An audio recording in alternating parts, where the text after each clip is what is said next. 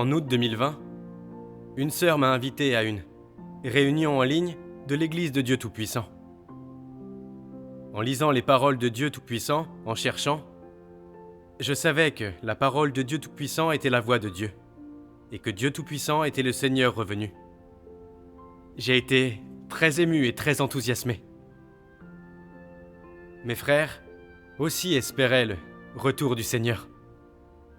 Je savais qu'il fallait que je leur apprenne la bonne nouvelle, pour qu'ils acceptent l'œuvre de Dieu dans les derniers jours.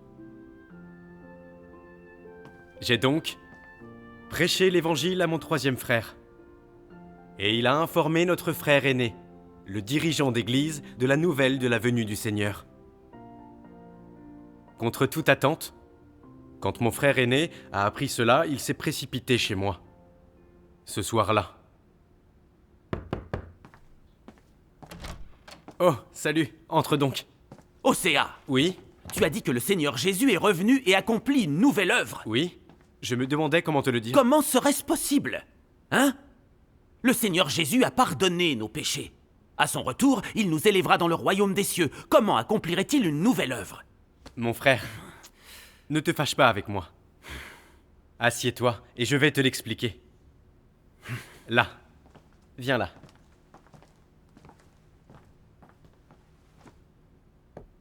Même si le Seigneur Jésus pardonne nos péchés, nous pouvons encore pécher et notre nature pécheresse est toujours là. Dieu dit pour que vous soyez saints, car je suis saint. Mon frère, on ne peut pas voir le Seigneur si on n'est pas saint, et l'on ne peut pas entrer au royaume des cieux si l'on n'a pas été purifié du péché. Il faut que Dieu accomplisse l'œuvre du jugement pour éliminer notre nature pécheresse et résoudre le problème du péché à la racine. Le Seigneur Jésus a été crucifié pour porter tous nos péchés. Le Seigneur ne nous considère plus comme des pécheurs. Tu dis que nous n'avons pas été purifiés, mais c'est ta propre idée. La Bible ne dit pas cela. Ne sais-tu pas ce que dit la Bible? Car c'est en croyant du cœur qu'on parvient à la justice, et c'est en confessant qu'on parvient au salut. Ne sommes-nous pas déjà sauvés en croyant au Seigneur? Pourquoi devrait-il faire une nouvelle œuvre? Mon frère, ce que tu as dit, ce sont les paroles de Paul, pas celles du Seigneur Jésus. Il n'a pas dit que ceux qui sont sauvés par la foi peuvent entrer au royaume des cieux. Le Seigneur Jésus dit clairement, qui peut entrer au royaume des cieux? Ceux qui me disent Seigneur n'entreront pas tous dans le royaume des cieux, mais celui-là seul qui fait la volonté de mon Père qui est dans les cieux. Mon frère, il faut accomplir la volonté de Dieu et agir selon ses paroles pour entrer au royaume. Respectons-nous cette norme-là? On pêche et on ne peut mettre en pratique les paroles du Seigneur. Il nous demande d'aimer notre prochain comme nous-mêmes. En sommes-nous vraiment capables? Non seulement on ne peut pas l'aimer, mais on peut être jaloux, le haïr, et on vit souvent dans le péché. On n'est pas apte à entrer dans son royaume. C'est pourquoi Dieu revient dans les derniers jours accomplir l'œuvre du jugement. Il le fait pour éliminer notre nature pécheresse, résoudre la racine de notre péché et purifier entièrement les gens et les sauver.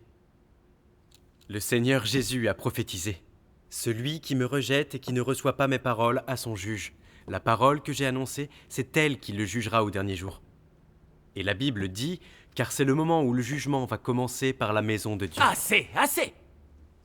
Tu prétends qu'il y aura une nouvelle œuvre quand le Seigneur reviendra. Est-ce à dire que son œuvre de rédemption serait insignifiante? Serait-elle vaine?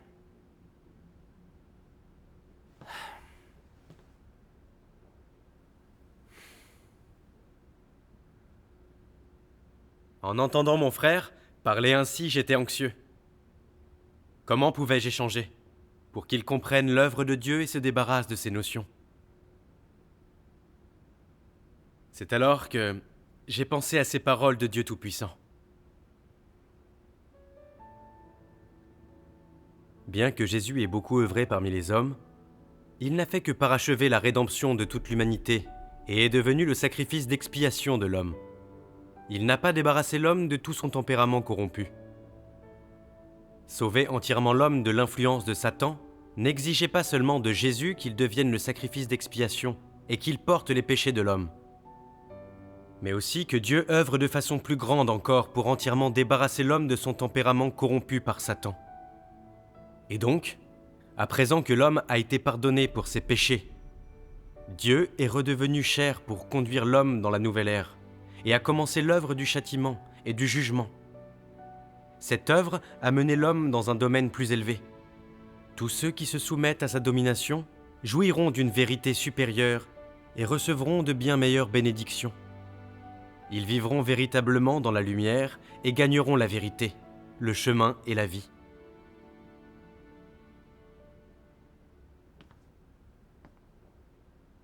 Ces paroles de Dieu ont rendu mon cœur clair et lumineux. J'ai dit à mon frère que Dieu accomplit l'œuvre du jugement dans les derniers jours ne veut pas dire que l'œuvre de rédemption du Seigneur Jésus est insignifiante. Il a pardonné les péchés des hommes pour qu'ils ne soient plus condamnés et exécutés par la loi. Mais ce qu'a fait le Seigneur Jésus, c'était l'œuvre de la rédemption, pas l'œuvre de purification et de salut des hommes. Tous, nous vivons encore dans le péché. Sans l'œuvre de jugement de Dieu, nous ne pouvons pas échapper au péché ni entrer dans le royaume de Dieu. Il ne pouvait pas me réfuter. Il a été en colère et m'a dit « Tu crois en Dieu Tout-Puissant depuis peu, mais tu as beaucoup appris, hein ? Tu me réfutes sans cesse. Je ne peux rien dire. » Ensuite, il est parti vraiment furieux. J'ai pensé « Il croit au Seigneur et a espéré chaque jour son retour. Alors pourquoi, en entendant parler de son retour, n'a-t-il rien voulu savoir et s'est-il tellement mis en colère ? Peut-être qu'il ne l'accepte pas parce qu'il a trop de notions religieuses. Il faudra que je trouve une autre occasion d'échanger avec lui. Mes deux belles-sœurs, apprenant que je croyais en Dieu Tout-Puissant, n'ont pas tardé à me rendre visite. Osséa, tu crois en Dieu Tout-Puissant, tu pries ce nom et non pas le nom du Seigneur. C'est trahir le Seigneur et devenir apostat. Exactement, Osséa. Le Seigneur Jésus est notre Dieu. On ne peut pas renier le nom du Seigneur et croire en un autre Dieu. C'est vrai. Tu dois confesser tes péchés et te repentir. Eh bien... Vous dites ça parce que vous ne comprenez pas encore. Sans lire ces paroles, vous ne savez pas qu'il est le Seigneur Jésus revenu. Dieu Tout-Puissant et le Seigneur Jésus sont un seul esprit et un seul Dieu. Dieu utilise simplement différents noms à différentes ères. À l'ère de la loi, le nom de Dieu était l'Éternel. À l'ère de la grâce, son nom était Jésus. Le nom de Dieu a changé. Peux-tu dire que le Seigneur Jésus et l'Éternel n'étaient pas le même Dieu ? Peux-tu dire que croire au Seigneur Jésus était trahir l'Éternel ? Dieu Tout-Puissant, le Seigneur Jésus et l'Éternel sont un seul Dieu. Allez, enfin, je vais vous montrer une vidéo et vous comprendrez. Allez. Allez, s'il vous plaît. Là.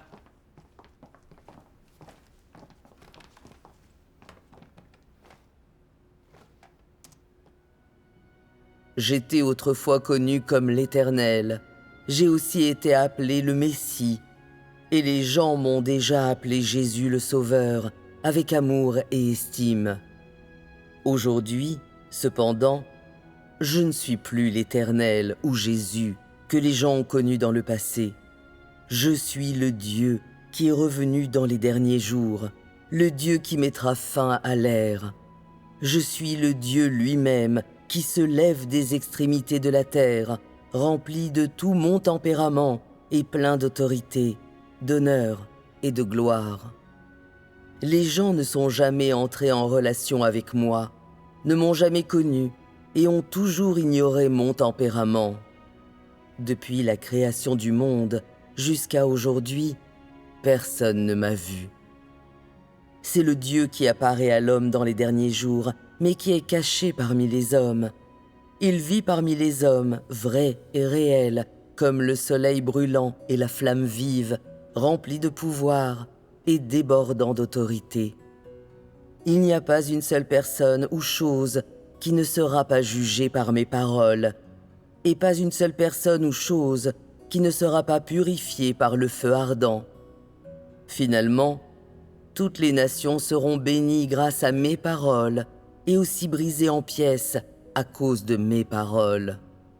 De cette façon, tous les peuples au cours des derniers jours verront que je suis le Sauveur revenu et que je suis le Dieu Tout-Puissant qui conquiert toute l'humanité. Et tous verront que j'ai déjà été le sacrifice d'expiation pour l'homme, mais que dans les derniers jours, je deviens aussi les flammes du soleil qui incinèrent toutes choses, ainsi que le soleil de justice qui révèle toutes choses. Telle est mon œuvre dans les derniers jours.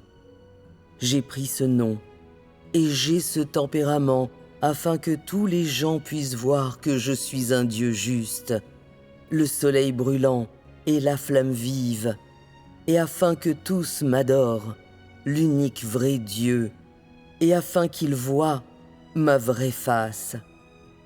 Je ne suis pas seulement le Dieu des Israélites, et je ne suis pas seulement le Rédempteur. Je suis le Dieu de toutes les créatures dans les cieux, sur la terre et dans les mers. Ayant lu ces paroles, j'ai échangé avec elle. Le nom de Dieu change avec l'ère et l'étape de l'œuvre de Dieu. Dieu utilise différents noms à différentes ères, un nom pour chaque ère. Et chaque nom représente l'œuvre de Dieu à chaque ère et chaque étape. À l'ère de la loi, Dieu a décrété les lois sous le nom de l'Éternel et a appris à l'humanité à vivre sur terre. À l'ère de la grâce, l'Esprit de Dieu s'est incarné en tant que Seigneur Jésus et a accompli l'œuvre de rédemption. Dans les derniers jours, Dieu vient incarner, en tant que Dieu Tout-Puissant, exprimer la vérité et accomplir l'œuvre du jugement. Vu de l'extérieur, le nom et l'œuvre de Dieu ont changé. Mais l'essence de Dieu est immuable. Il s'est toujours agi du même Dieu œuvrant pour sauver l'humanité. Je leur ai aussi donné un exemple. Quelqu'un peut travailler dans un hôpital et tout le monde l'appelle docteur. Mais un jour, il décide d'enseigner et tout le monde l'appelle professeur. Et plus tard, il va prêcher dans une église et on l'appelle pasteur. Tu vois, son travail a changé et le nom qu'on lui donne a changé. Mais c'est toujours la même personne, c'est toujours lui. De la même manière, Dieu utilise différents noms à différentes ères. Mais l'essence de Dieu n'a pas changé et il est toujours le même Dieu. En priant Dieu Tout-Puissant, on ne trahit pas le Seigneur. On n'est pas apostat. Nous accueillons le Seigneur et suivons ses pas. Pendant que je parlais, mon frère aîné et mon troisième frère sont venus. Mon frère aîné m'a interrompu avec colère. Très bien, ça suffit. Arrêtez de lui parler. Vous ne le convaincrez pas. Il a réponse à tout, alors pourquoi vous embêter? Océa, tu te trompes dans ta croyance. Il est temps d'arrêter. Mon frère, tu as aussi entendu les paroles de Dieu Tout-Puissant, et tu as admis qu'il était le Seigneur Jésus revenu. Pourquoi n'oses-tu pas le suivre? Tu crois au Seigneur, mais tu écoutes les paroles des gens. N'est-ce pas stupide? Tu dis que Dieu Tout-Puissant est le Seigneur Jésus revenu, va donc prêcher au pasteur. Si le pasteur dit que c'est le vrai chemin, alors on peut y croire. Mais sinon, reviens à l'église et crois avec nous. Oui, Vous êtes frères de sang, vous ne pouvez pas suivre chacun votre voie. Non.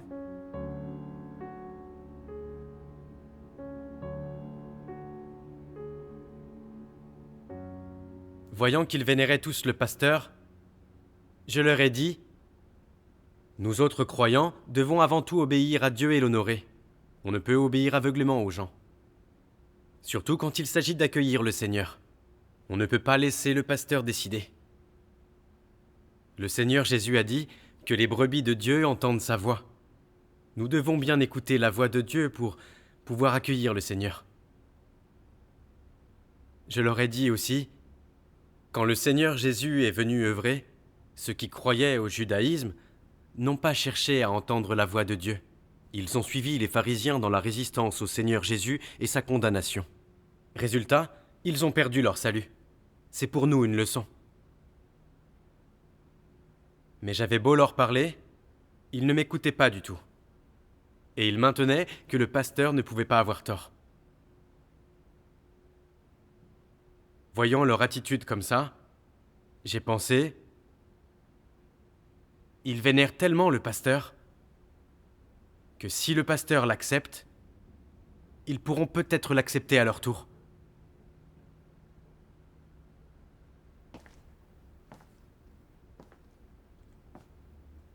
Un jour du mois de janvier 2021, le pasteur et les dirigeants m'ont rendu visite. Et j'ai saisi l'opportunité de leur prêcher l'Évangile.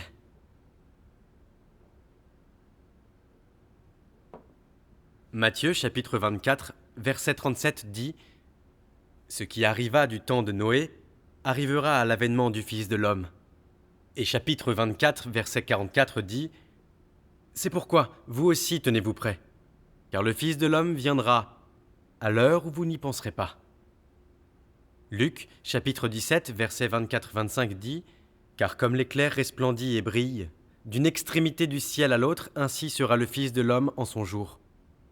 Mais il faut auparavant qu'il souffre beaucoup et qu'il soit rejeté par cette génération. » La prophétie mentionne l'avènement du Fils de l'homme et le Fils de l'homme viendra. Alors, qui est le Fils de l'homme ? Le Fils de l'homme fait référence à l'incarnation de Dieu. Le Seigneur Jésus était le Fils de l'homme car il était l'incarnation de l'Esprit de Dieu. Un esprit ne peut pas être appelé le Fils de l'homme. Alors, la prophétie dit que le Seigneur revient en tant que Fils de l'homme. Dans les derniers jours, il viendra incarner. Si le corps spirituel du Seigneur après la résurrection est descendu sur des nuées et est apparu dans une grande gloire, qui donc oserait lui résister ? Or, le Seigneur Jésus a dit « Il faut auparavant qu'il souffre beaucoup et qu'il soit rejeté par cette génération. » Comment cette prophétie s'accomplit ? Ce n'est qu'en venant incarner en Fils de l'homme, apparaissant comme une personne ordinaire, sans qu'il soit reconnu que Dieu peut être condamné et rejeté. Par conséquent, d'après la prophétie, le Seigneur revient incarné dans les derniers jours, et c'est certain. Ces versets de la Bible mentionnent le Fils de l'homme, ce qui signifie le Seigneur Jésus. Exactement. Oui. Frère Elian, le Seigneur Jésus parle très clairement. Ce sont des prophéties sur le retour du Seigneur, pas du Seigneur Jésus. La Bible dit clairement « Alors le signe du Fils de l'homme paraîtra dans le ciel. Toutes les tribus de la terre se lamenteront. Et elles verront le Fils de l'homme venant sur les nuées du ciel avec puissance et une grande gloire. Amen. Le Seigneur reviendra sur une nuée. Mais tu dis qu'il viendra incarné. N'est-ce pas contradictoire ? Exactement. Oui. Oui. Nous attendons le Seigneur Jésus qui vient sur une nuée. Maintenant, le temps est proche et toutes sortes de désastres sont apparus. Le Seigneur va venir sur une nuée pour nous emmener au royaume des cieux. Après ces années de croyance, tu y es presque. Mais toi, tu renonces à tout ça. C'est vraiment une honte. Oui. Pasteur Jackson, la prophétie que vous venez de mentionner est vraie. Mais l'incarnation de Dieu n'est pas en contradiction avec sa venue sur des nuées. Au début, je ne comprenais pas cette question. En lisant les paroles de Dieu Tout-Puissant, j'ai compris que le retour du Seigneur se fait en 2 étapes. Il vient d'abord en secret en tant que Fils de l'homme exprimer la vérité et accomplir l'œuvre du jugement. Puis, une fois formé un groupe de vainqueurs, Dieu envoie des désastres pour punir les méchants. Après les désastres, Dieu descend sur une nuée et apparaît à la vue de tous. À ce moment-là, tous ceux qui résistent à Dieu Tout-Puissant pleureront et grinceront des dents, ce qui accomplira la prophétie du Seigneur venant sur des nuées. Voici, il vient avec les nuées, et tout œil le verra. Même ceux qui l'ont transpercé le verront, et toutes les tribus de la terre se lamenteront à cause de lui. Si Dieu n'était pas venu œuvrer et révéler ces mystères, comment les gens sauraient-ils ces choses-là ?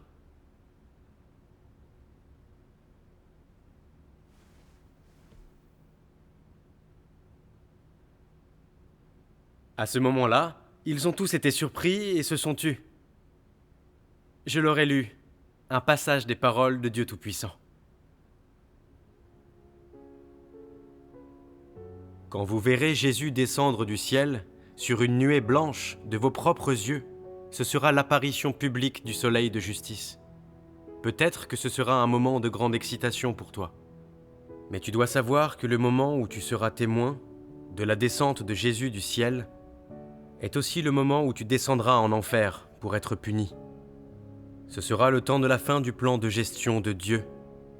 Et ce sera quand Dieu récompensera le bien et punira le mal. Car le jugement de Dieu aura pris fin avant que l'homme ne voie de signe, quand il n'y aura que l'expression de la vérité. Ceux qui acceptent la vérité et ne cherchent pas des signes, et donc ont été purifiés, iront devant le trône de Dieu et seront étreints par le Créateur. Seuls ceux qui persistent à croire que le Jésus qui ne monte pas sur une nuée blanche est un faux Christ seront soumis au châtiment éternel. Car ils ne croient qu'au Jésus qui manifeste des signes, mais ne reconnaissent pas le Jésus qui proclame le jugement sévère et libère le vrai chemin et la vie. Et donc, il est certain que Jésus s'occupera d'eux quand il reviendra ouvertement sur une nuée blanche.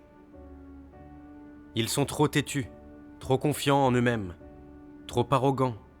Comment ces dégénérés pourraient-ils être récompensés par Jésus ? Le retour de Jésus est un grand salut pour ceux qui sont capables d'accepter la vérité, mais un signe de condamnation pour ceux qui sont incapables d'accepter la vérité. Vous devriez choisir votre propre chemin et ne devriez pas blasphémer contre le Saint-Esprit et rejeter la vérité. Vous ne devriez pas être quelqu'un d'ignorant et d'arrogant, mais quelqu'un qui obéit à la direction du Saint-Esprit, qui désire et cherche la vérité. Ce n'est que de cette manière que vous en profiterez.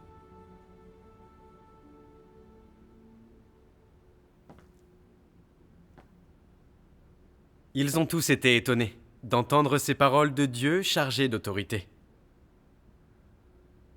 Au bout d'un moment, le pasteur a parlé.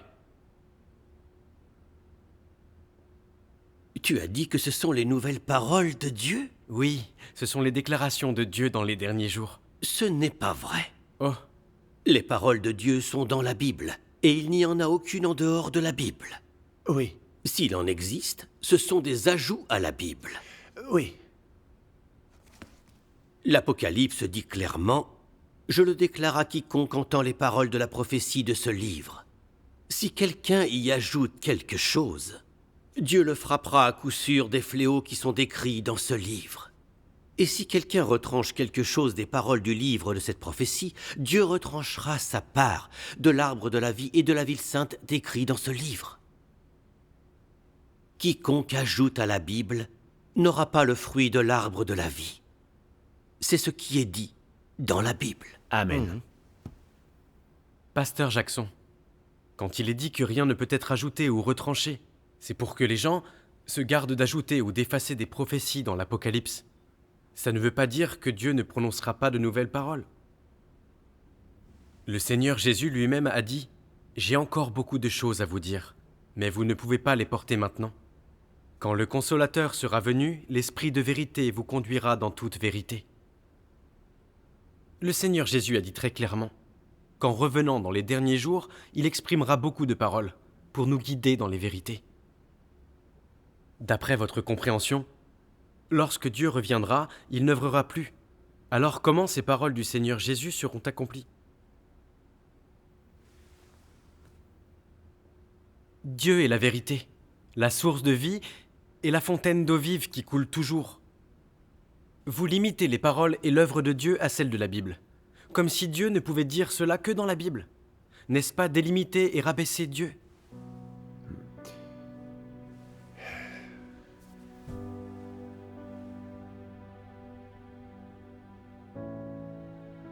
Après que j'ai parlé, le pasteur a cessé de parler. J'ai pensé, je vénérais les pasteurs. Je pensais qu'ils connaissaient la Bible et connaissaient Dieu. À ma surprise, ils ne comprennent pas la Bible et ils délimitent l'œuvre de Dieu. J'ai été déçu. J'ai aussi pensé, comment puis-je échanger sur la vérité pour qu'ils comprennent afin d'étudier tous l'œuvre de Dieu? Ce qui s'est passé ensuite a été au-delà de tout ce à quoi je m'attendais.